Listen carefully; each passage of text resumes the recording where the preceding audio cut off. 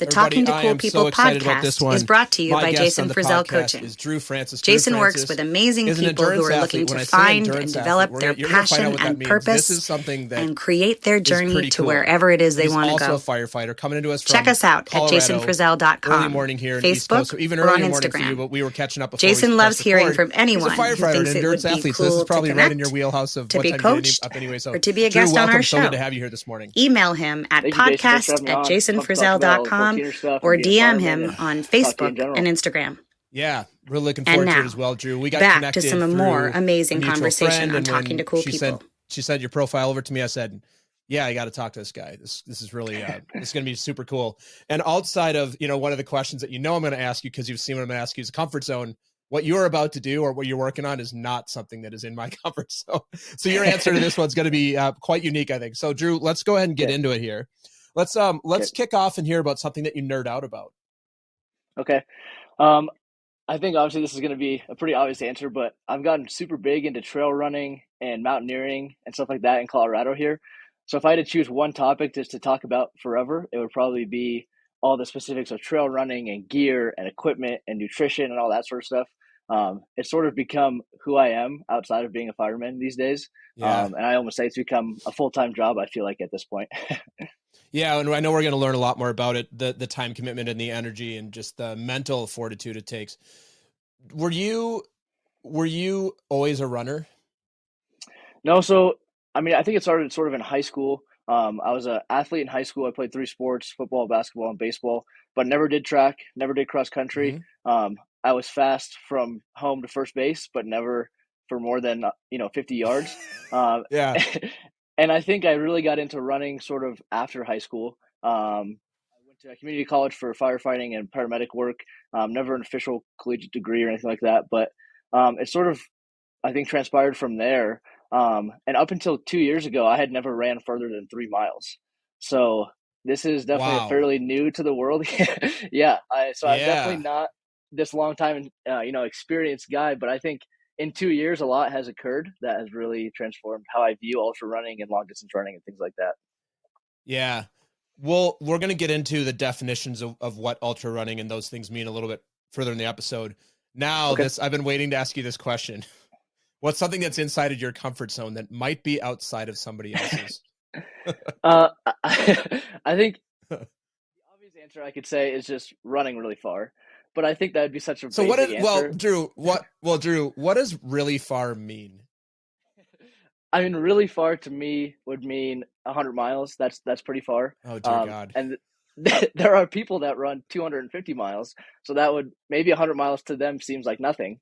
But I would consider 100 miles a long ways. I think most people would probably agree with that. Yeah. Wow, that's crazy. But I think the true power that comes with that is the mental fortitude and the ability to sort of go to a different area that I think most people aren't able to tap into a lot of times unless you put yourself in positions like this. So I think something to answer that question specifically would be a comfort zone that I have is just the ability to be uncomfortable mentally and just to kind of go to that zone and feel relaxed and comfortable in that zone and be able to go for miles and miles and miles without really thinking about how much pain you're physically in. And I think that is something that anyone can unlock, but that's something I've gotten comfortable with over the last few years. Yeah. I feel like my body's in pain just thinking about it. Yeah. Yeah. When is the first time you ran? Well, have you run any marathons? It's funny. I've actually never ran an official marathon. I have ran 26 miles consecutively, but Yeah. I've never ran any sort of official time marathon or anything like that. Yeah. Have you done 100 miles yet? Yep, I've done 101 is my furthest race 101. So far. Wow. Mm-hmm. And how many times did you run 100 miles before you did the first official race? Well, so the first official kind of thing I did was there's a David Goggins challenge where you do 4 miles every 4 hours. So I had done that maybe a year and a half ago now, sort of just for fun. And I had me and a buddy drive from Colorado, where I live, to California. And then we would drive and stop and run. And then whatever time was left in that 4-hour period, we would drive to the next spot and then run again. It's fun. And it was a blast. Yeah, it was a blast. It was cool. So we ended up with 48 miles, which to any sort of like ultra marathon endurance athlete, 48 miles is just like maybe it could be their long run. But for me at the time, that was the longest I'd ever ran. So it was, a totally new challenge. And then I ended up about 8 months later doubling that, and we did 8 miles every 4 hours for 48 hours. And that was the first time that I ever ran 101 miles. I finished that with a half marathon in California. So if you do 8 miles every time, you'd end up with 96 miles. We finished with 13 instead, which puts me at 101. And that was the first time I was, truly challenged, I think, was that 100-mile race right there. Yeah. Well, I'll just share this now because we'll talk about this. I used to cycle, so I've done a few centuries in cycling. I love cycling. I just hate running. So this whole thing is just so, I don't even want to think about what it would feel like to my body. I just don't like running. So I'm like, I have such admiration for people like you who go out and do this and have like you said, I could probably physically do it if I train for it, but the mental fortitude and for me, it's the boredom. So I want to get into this a little bit later in the episode, the mental preparation that it requires to go. Cause I would imagine you're pacing 8 minutes a mile, 9 minutes a mile, something over 100 miles. That's a lot of time. It's just a lot of actual time in terms of what you're spending, feet in the pavement. So we're going to get into that. But now I'm so interested to talk about something that is outside of your comfort zone that is going to be inside of somebody else's. So what's that for us, Drew? I was thinking about this question, and I think for me, it's going to sound funny being a paramedic because obviously we deal with kids as a paramedic. But I'm a fairly young guy, don't have kids of my own. And if you put me in a daycare or something like that, I would be absolutely terrified. So it sounds rightly horrible. Rightly so. It sounds horrible because we get pediatric patients, and in the back of the ambulance, I feel obviously completely comfortable. There's a flow chart that we go through. I know it needs to happen. It happens quickly. But you put me in a daycare and ask me to hang out with a healthy kid, and I would be absolutely terrified. That's awesome, Drew. I would say, well, I have 2 young children, 7-year-old and a 2-year-old. I'm terrified sometimes too, and I have kids. It's normal. You're like, because it's such a wild card. And like you said, it sounds like, right, if you're doing emergency services for a child to bring in, like you have a process and procedure.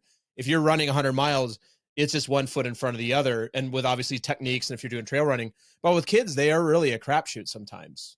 They might be happy, they might be sad, they might be a thing in between. So now the next time we have you on, we're going to say, okay, so you've done all this running. This stuff's easy. We're going to stick you with like the reality TV show where Drew's got to sit with like 4 kids and entertain them for like 4 hours. He's going to be like, I can't do it. I can't do it. Oh man. Yeah. I'll do anything else. That's so good. My friend is a parenting coach. I'm going to get you two on a podcast together to talk about how you can support each other, because she's not a runner. That's great. I need that. I need that. Yeah. That's funny. Well, so Drew, they give you 5 minutes and you get a chance to share a message with all of us out here, the whole world. What is it that you'd want to talk to us about? And at the end of that speech, what would you want us to do? In other words, what's the call to action that you have for us? So I would say, obviously you talked about with me running, there's a lot of time that goes into this. Like, running long distances takes up just a huge amount of time outside of the actual physical constraints of it. So obviously you get a lot of time to think, and I typically don't listen to music or anything while I run. It's sort of just, it's me and the miles is really how I view it. So I've had a lot of time to think about a lot of different things. And one thing I've sort of came up with is this idea that I call the black coffee theory, which I don't think is online anywhere. But the idea is that at a basic level is if you never drank a frappuccino, if you only ever drank black coffee, you would never know how good a frappuccino is. So you never would have a vanilla latte or anything like that. So, I mean, at a basic level, you can apply it to just coffee, which is super easy. And you could always drink black coffee. But I think if you look at it in a bigger perspective, and some things I started tying together, where we ask patients a lot in the back of the ambulance, on a scale of 1 to 10, how bad is your pain?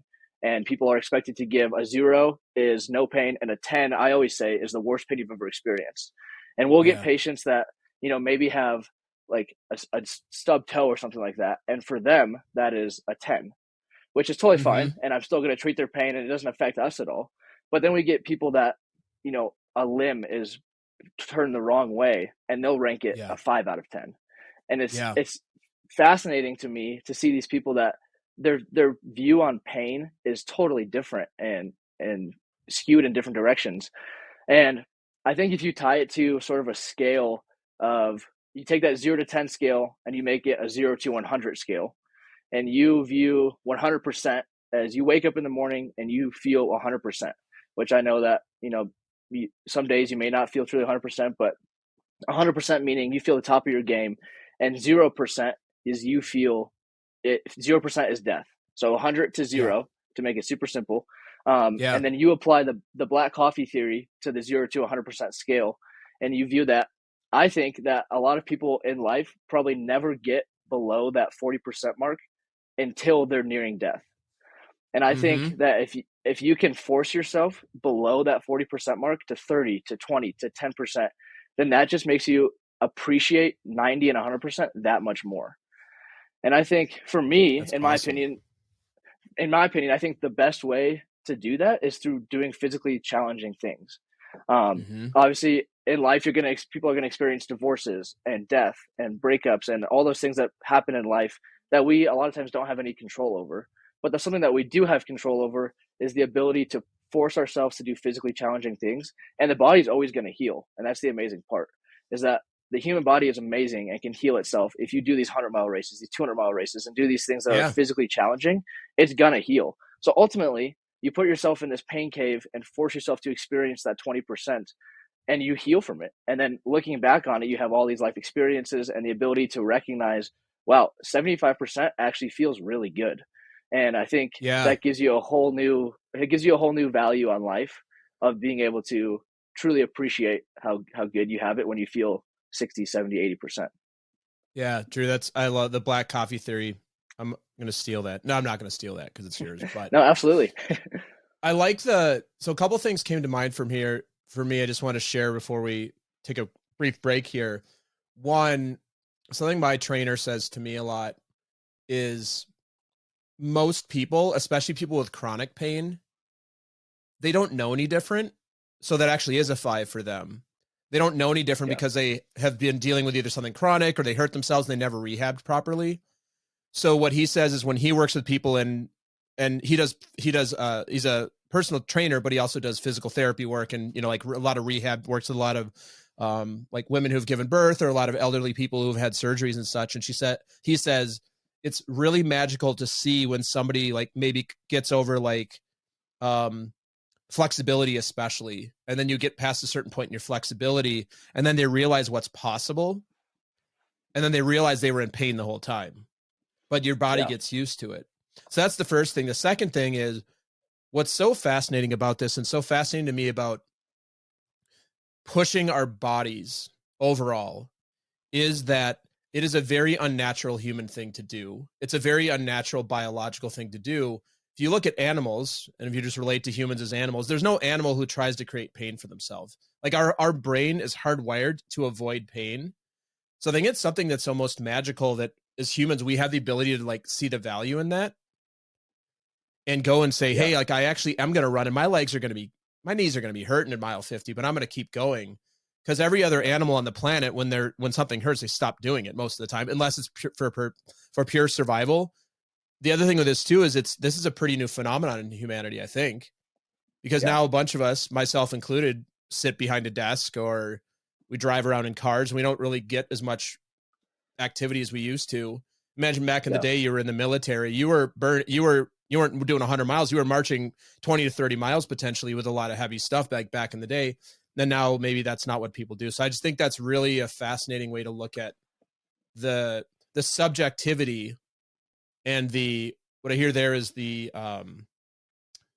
like the mindset shift in what could be Yeah. possible, like what's seeing possible, and more of the I'm closer to not being good. That actually opens up the appreciation for what is good, or getting more appreciation Yeah. there. Yeah, absolutely. And I think if you look at our answer, I know a lot, it's so popular nowadays to talk about the ancestral diet and our ancestors and all that sort of stuff. But if you Yeah. look at them just on a scientific scale, um, and take no political outside social media influence into it, they would walk 10 to 20 miles every day carrying heavy Yeah. things, because that's what was required of them to eat, to sleep, to live, just to live comfortably. And I would say comfortably is a very different term then than it is now. But just Yeah, to exactly. just to survive, they were walking 10 to 20 miles a day. And Hmm. nowadays, I mean, we can drive to the grocery store, we can drive home. We never have to leave a comfortable chair or a climate controlled atmosphere if we didn't force Yeah. ourselves to. So Yeah. I think if you want to look at ancestral diets and ancestral living and all that sort of stuff, you can buy all these products. But I think at the root of the cause, if you can just force yourself to be a little uncomfortable and relate back to how we used to be forced to live, I think that is going to provide you so much more benefit than spending hundreds of dollars on all of these supplements and ancestral diet and all that sort of stuff. Yeah. That's awesome, Drew. I'm really enjoying the conversation. We're going to take a very brief commercial break. We'll be right back after this. Good. The Talking to Cool People podcast is brought to you by Jason Frizzell Coaching. Jason works with amazing people who are looking to find and develop their passion and purpose and create their journey to wherever it is they want to go. Check us out at jasonfrizzell.com, Facebook, or on Instagram. Jason loves hearing from anyone who thinks it would be cool to connect, to be coached, or to be a guest on our show. Email him at podcast@jasonfrizzell.com or DM him on Facebook and Instagram. And now, back to some more amazing conversation on Talking to Cool People. All right, Drew, we're back.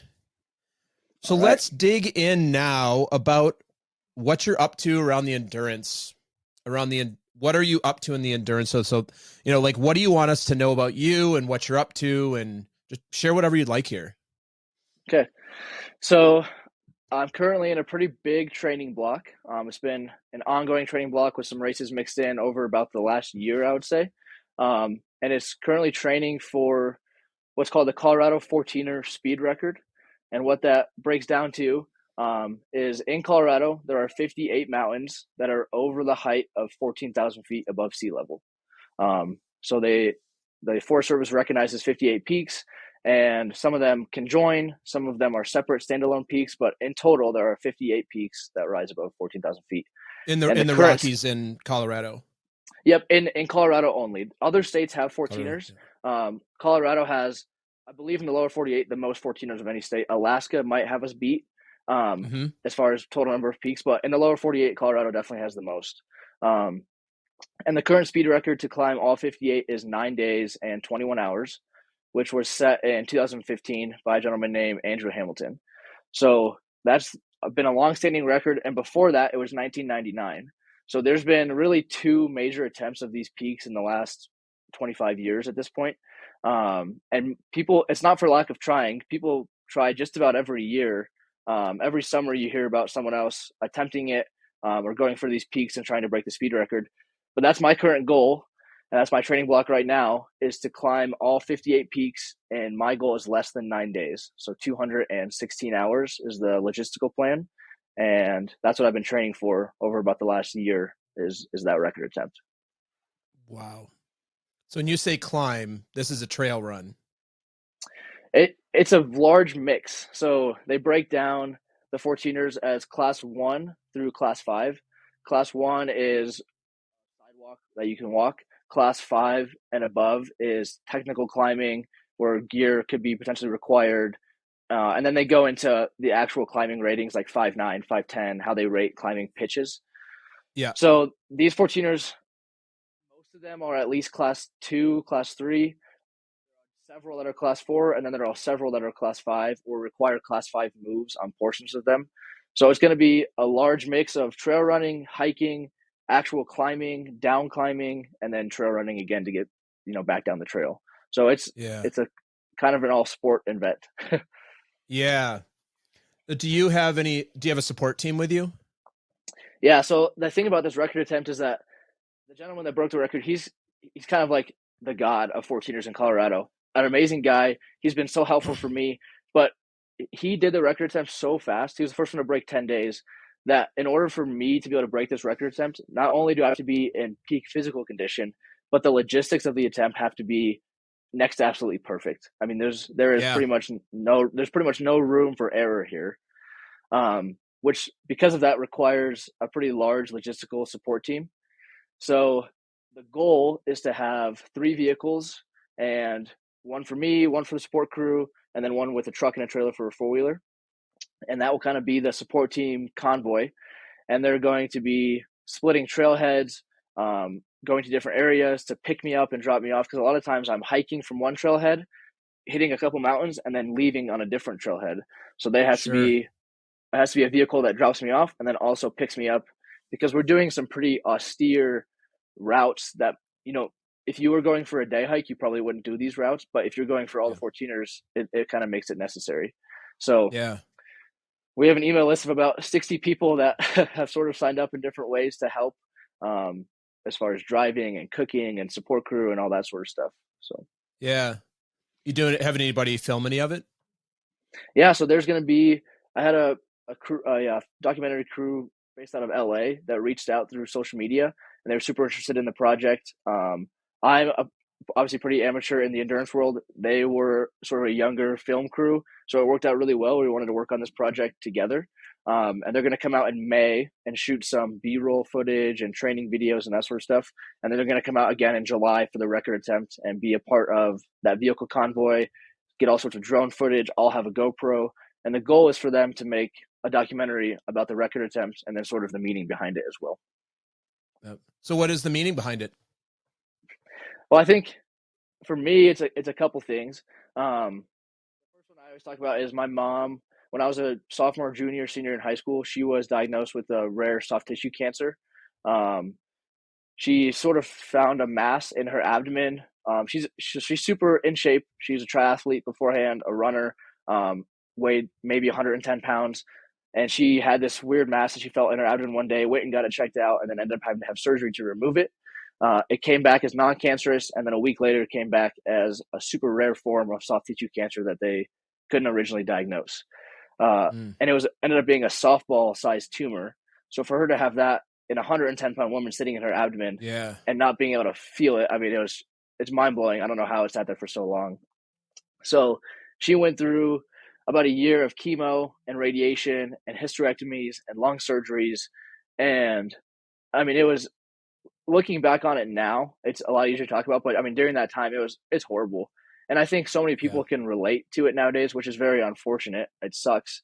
But I mean, chemotherapy is a horrible drug. It kills, it pretty much kills you from the inside out. But that's really, I mean, it's mind blowing, but that's the best treatment we have right now. So watching her go through that and how sick she was, but then also how her going into that so healthy and well prepared, I think allowed her to do so well. And now she's been cancer free for 5 years after having, great. It was great news. But I mean, watching her cancer free after 5 years with hysterectomies and lung surgeries and chemo and all that sort of stuff, and just be so sick for so long. And I think if she wasn't as healthy as she was going into it, there's no way that she would have been able to handle it so well, I don't think. So for me, go ahead, Jason. No, I say I'm really glad to hear that it came up with a positive outcome for you and for your mother and for the family. Yeah, it was great news. So that's one major motivator for me is how can I push people to want to achieve great things and be in great physical condition for themselves? Because nowadays, and really anytime, we never know when that time may come for you where you're faced with some sort of adversary that, you have to, if you're not in good shape, you're not going to be as well prepared for it. And that sort of flows into my second reason is working as a paramedic on an ambulance through COVID. Obviously we saw all sorts of, and even just in general, we saw all sorts of people with disease processes and sicknesses and illnesses. And to be honest with you, we don't treat healthy people unless they crash their car, crash their bike, some sort of traumatic injury. Otherwise, we don't see healthy people. And when we do see healthy people, the ones that are healthy respond to these disease processes so much more effectively than if they were to have other comorbidities coming into that, high blood pressure, diabetes, all that sort of stuff. So for me, I see it every day. Every time I'm on shift, we transport, 5 to 20 patients a shift. So I'm constantly exposed to this different viewpoint where it's like, if this person could just, instead of taking all these pharmaceutical drugs, if they could just buy a pair of running shoes and go for a walk every day, how many medications they could throw away and instead just focus on, living a healthier life. So for me, I think people are motivated by feats of like human achievement and seeing people achieve really cool things. So living in Colorado, the 14ers being right in my backyard, me loving to climb and hike, it's sort of all just pieced together into this conglomerate of a documentary, and hopefully to motivate people, to get people outside, and then ultimately to climb all these peaks as well. Amazing. Well, Drew, I'm open invite after July. Would love to have you come back on and talk about how it went, lessons learned. I'm sure it will be amazing, and I'm sure it will not be without its unforeseen things. Which it's like plan for the unexpected, right? Yeah, it's not going to go exactly as expected. Wow, absolutely. that sounds. The last thing I want to ask you about this for now is, what's the sleep schedule like? Like, how does that work? So my sort of goal is 80% of time on the trail, 20% time resting. So that's going to be driving. In between peaks really is the only rest time. And my goal is to go about 48 to 50 hours at a time with no true sleep period. There will be times in there where I'm driving, so I will be laying down resting. But as far as true chunks of time dedicated to sleep only, the goal is to go about 2 days at a time and then sleep. So it'll look probably like 48 hours on, 4 hours off is kind of how I'm imagining it in my head. And there's some flexibility there based off obviously how I'm feeling, but then also where we're at as far as peaks. But I'm pretty much prepared to sleep as little as possible to accomplish the task. So if 4 hours gets pushed to more like 1, then so be it. I'll be tired for a few days. And what's the excuse me? What about how many calories are you burning per day? And this, and how do you now, but also for these 9 days, you're going to be obviously burning a tremendous amount of calories. How do you plan for the nutrition around it? Yeah. So I think if I had to guess based off of my current training regimen, I would say I'll probably burn anywhere between 6,000 and 9,000 a day would be my guess. Mm-hmm. Probably more on the upper 9, maybe 9 plus. So a lot of that stuff, I mean, if you're doing these, marathons and even 100-mile races, a lot of the guys will do the drinks where there's calories involved and carbohydrates and, like Scratch and Tailwind and all those sorts of products, which I will definitely be taking advantage of those while I'm on the trail. But the other aspect of that is that if you want to go for 9 days, there's no way that you can only sustain yourself off of, liquefied drinks.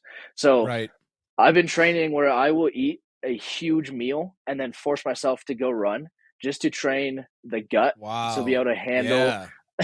So a lot of I love bison and spaghetti is a go-to for me. It's a super lean source of protein, a ton of carbs. So that's kind of my go-to. I think for the record temp will be any sort of whole food I can keep down, but then still be able to go move. So supplementation with the drinks and stuff like that. But then when I'm at the RV for the base camp, definitely as much whole food as possible. Well, sending you the best of luck, and not luck, but just skill as well. If anybody, you said you have an email list. If anybody's in the area or wants to support you, we'll make sure and put that in the show notes as well as how can support Drew. So Drew, what would you like to ask me? And the answer to would I like to join you is no. Okay. Because I'm not going to join you. You don't. That would be. You don't want me. No, I'm kidding. But yeah, what would you like me to ask you? Ask me that I can answer for you and everyone listening. Well, I think I'm fairly new to podcasts, and I think a lot of people on here, they may be interested in this question as well. What do you look for when you're talking to guests about podcasts and things like that? What do you like them to be prepared for, or what do you want to hear from them? Yeah, I've had this question asked a couple of times, and a really great question. And this would apply to anybody that I know who has kind of like a podcast format like this. It's more just getting to know people, long form. I only look for a couple of things. One is the person willing to be themselves. And I don't actually know that before they come on. Or the best, I always say that as a podcast guest, a podcast host, in some ways, we're playing a tiny bit of a dialed up version of ourselves because we're talking about the things we're passionate about in a good way. I mean that in a good way. So I would say we're like acting a tiny bit, but we're just being ourselves. But you're here to like play the role of Drew, endurance athlete, versus if you and I were having, well, I don't even know if you drink right now, but I would wonder if you're drinking right now. Yeah, he's shaking his head. No, I'm like, that would make a lot of sense. You're like, nope, Yeah. poison. Nope. Is but I just look for people that want to have a genuinely fun conversation, are willing to engage, and are up to something interesting. And I would say something interesting can be anything between what we're talking about to they're an entrepreneur doing something interesting. And I think entrepreneurs are just interesting, period. I think anybody who starts their own business is interesting no matter what the field is, because it's going to be a unique experience for them. And that's really it.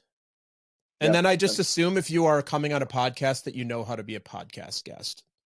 And my experience is 99% of people I've ever interviewed know how to be a podcast guest, which means you don't come on and read from a script, and you don't come on and just have the same talk track, but you engage in a conversation. That's it. Absolutely. That's it. I love that question. So if anybody's listening and they want to come on here, or they want to go get booked on other podcasts, like Drew, I'm sure you'd like to go and share this message on other podcasts.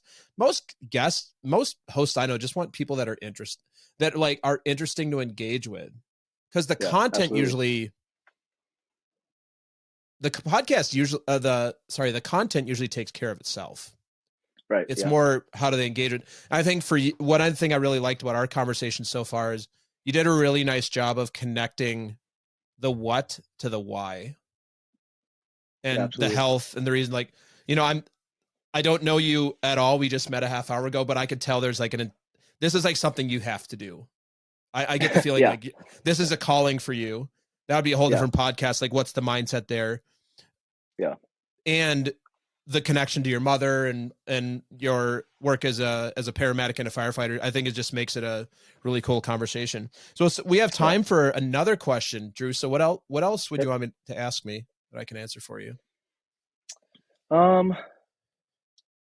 What are your favorite topics to talk about when people come on here and talk about podcast things? I know you talk to people from all different walks of life and all sorts of different people. What are your favorite things to talk about personally? Yeah, I love sports. I'm a big sports person. So I obviously I love sports of all types. I love stories of people doing interesting and things that are outside of my comfort zone, or things that I haven't done, so that I can learn. This is a perfect example. I really enjoy military stories. So I've had a few. My buddy Steve Drum, just on for the third time. He's a retired Navy SEAL. We talk, and he's been a great guest. He has a book out now. I'm going to give him a quick plug. It's called Life on the X. It's probably a lot of the because Navy SEAL, it's pretty well known what they do for their training. It's arguably almost what you're doing in some ways, like staying up for 48 hours, carrying logs. Or I hope you're not carrying logs while you're on the trail. Well, and by the way, I was looking at your podcast before I came on, and that was the first guy that popped up. So that was absolutely terrifying to be coming on right after Navy SEAL Master Sergeant. So Navy SEAL Master Chief. Yeah.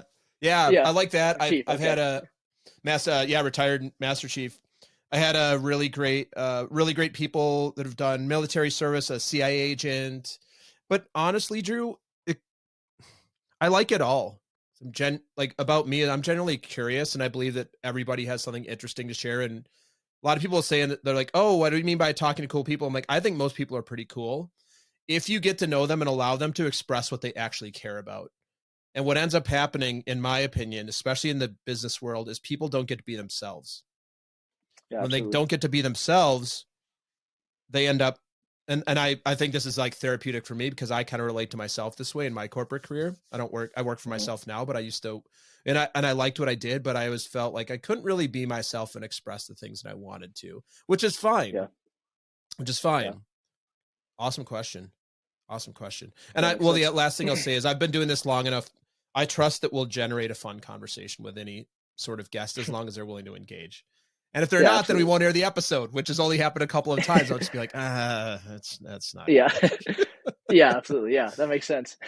Yeah. Thanks. I want to ask you briefly before we kind of wrap up here for today. How did you get into firefighting? Like, what was the inspiration for you deciding to go into the firefighting and paramedic role? So in high school, I grew up in a small town in sort of eastern Colorado, but the fire department there was a mix of volunteer and also paid employees. So on my off hours, when I was a junior and senior, I would go to the firehouse and sort of hang out with the guys, maybe run a call if they got a call.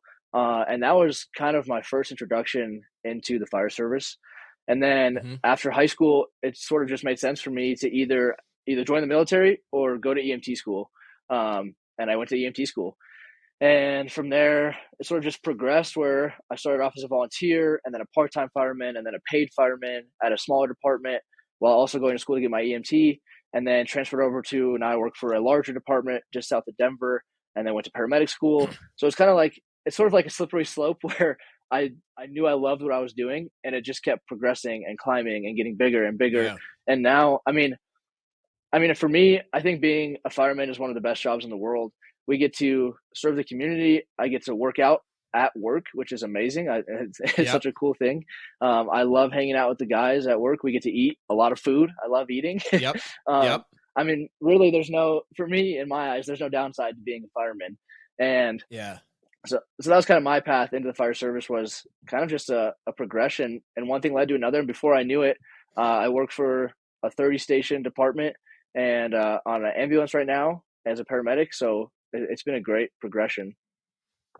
30 stations. That's big. That's a lot of fire stations. Yeah, it's a fairly big. It's the second biggest in Colorado. So it's been great. I mean, and a lot of people talk about, different stations and everything like that, and the cultures related to that. But I've loved it. It's been great.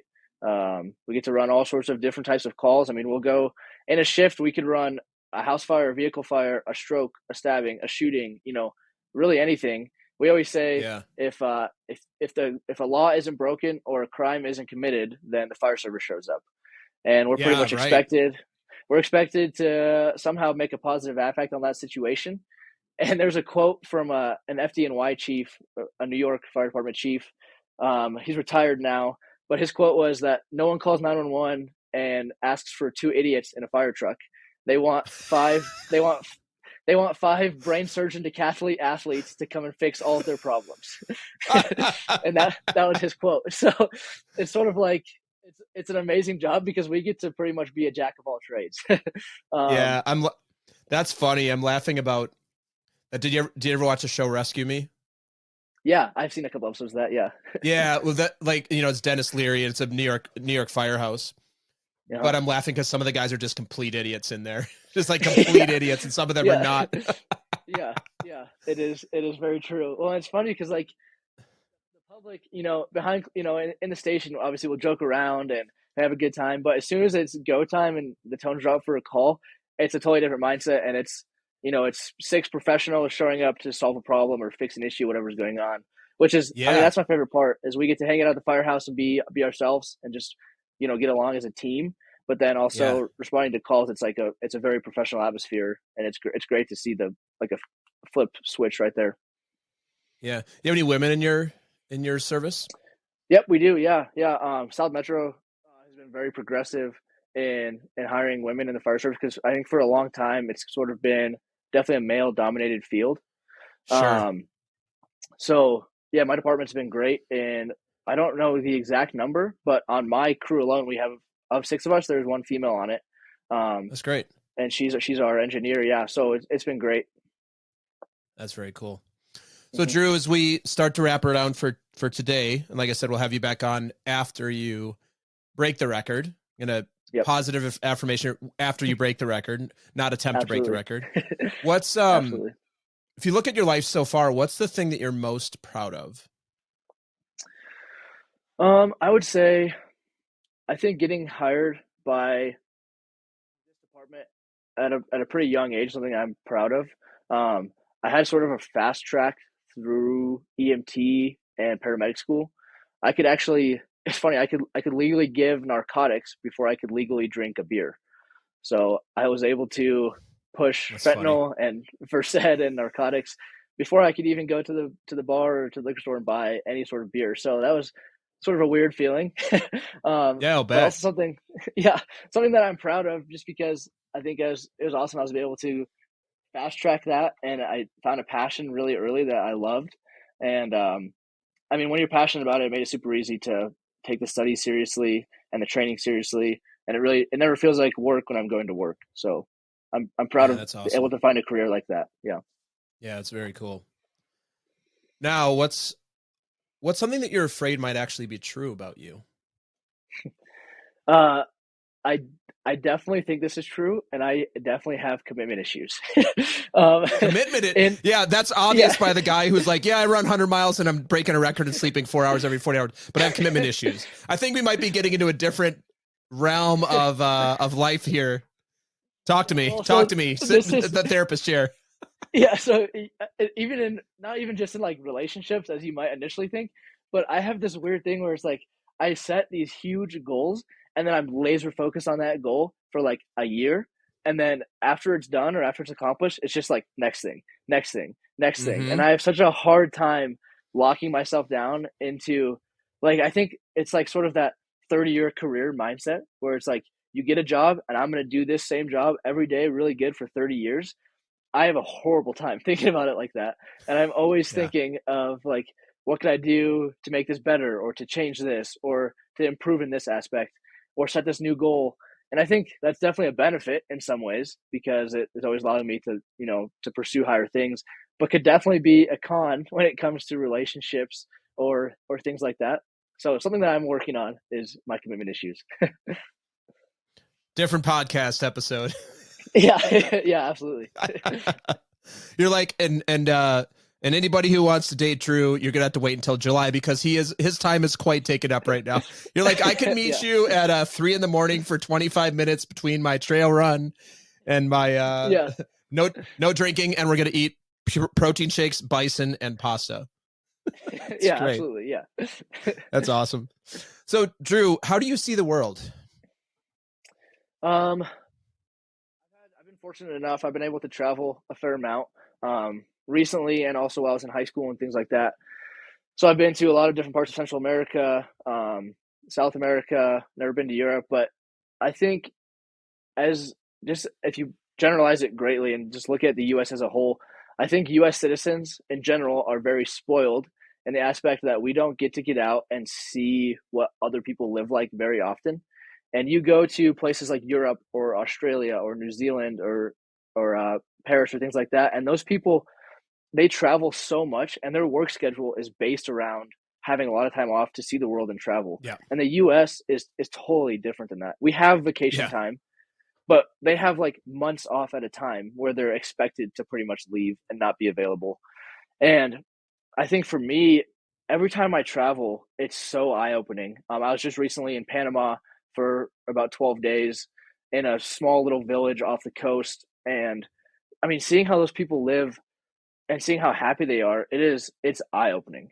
I mean, Yeah. to put in perspective, it's pretty much 90 degrees and 80% humidity year round. It feels like there, right on the equator.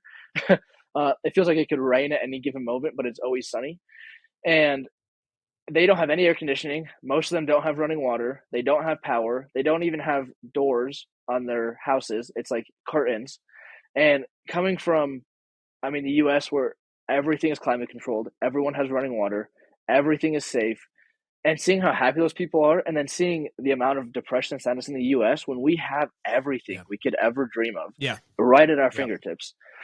So I think that kind of relates back to the 0 to 100% scale that I was talking about. And it's like we need not only physically, but like if you can travel and just or even just educate yourself, there's so many resources we have to just to view these things on YouTube and Google and like see how these countries actually live. And then ultimately if we can get out and just experience these different cultures, I think that is so huge for being able to come back to the US. And I landed in the Atlanta airport coming from Panama City, and it felt like I was back in a completely different world. I mean, you walk Yeah. into air conditioning, drinking fountains. You can put your bottle in a fountain and it gives you clean water on tap, which is Right. like we do that 100 times a day. There's a counter on the thing that tells us how many times people have done that on the water Yeah. savers. It's crazy. In Panama, it's like that would never happen. You go to the store and buy Yeah. bottled water, and that's it. So Yeah. I think for me, it's just if you look at the world as a whole, I think that 0 to 100% scale it gives you a totally different appreciation for how these people live, and and they may not be getting to their 20 or 30%, but just how they live would be considered our like 10% is Yep. how they're living 100% of the time is like our lowest points. And Yeah, they're totally happy, totally healthy. They live longer, happier lives. Like, it is statistically, it's amazing. it is. Yeah. So Drew, how can people connect with you, find you, follow you? Obviously you got a bunch of stuff going on. You got a big thing happening in July. How can people connect with you? Yeah, absolutely. I'm pretty much on Instagram, and I have a website, and it's just drewfrancis.fit is my Instagram account, and then www.drewfrancisfit.com. So it's just the same Great. username for both. But yeah, all my stuff's on there. Sounds good. We'll throw that in the show notes. And Drew, last thing for us, words of wisdom, short and sweet. What do you have for us? I think if you could put it in one sentence, I would say shoot for the 20%, or put yourself in that 20%, and try to make yourself uncomfortable more often so that you can appreciate the comfortable. Beautiful. Drew, very best of luck, training, skill, support as you embark on this journey. Thank you, And Jason. really excited to have you back on and hear how it went, the goods, the bads, and everything in between. Get some sleep before then. Absolutely. Need some good food before then. And yeah, we'll catch up with you again. Maybe, well, if you're doing this in July, maybe we'll book you in September or October to let you sleep for about 3 months straight. Yeah. Well, this is the last question I have for you, Drew. Once you go for the record, are you planning to keep training for the next thing? Yeah, absolutely. This is definitely I hope this is the beginning of many great things. And I think this will be the smallest thing I do, is the goal. So hopefully after this, we can reach for some physically and mentally taller heights. Yeah, that's awesome, Drew. Thanks so much for being on today. Appreciate it. Thank you, Jason. Have a great day. Take care. Thanks for listening to another episode of Talking to Cool People with Jason Frizzell. If you enjoyed today's episode, please tell your friends. Follow us on Instagram and Facebook, and give us a shout out, or take a moment to leave a review on iTunes. If something from today's episode piqued your interest and you'd like to connect, email us at podcast@jasonfrizzell.com. We love hearing from our listeners because you're cool people too.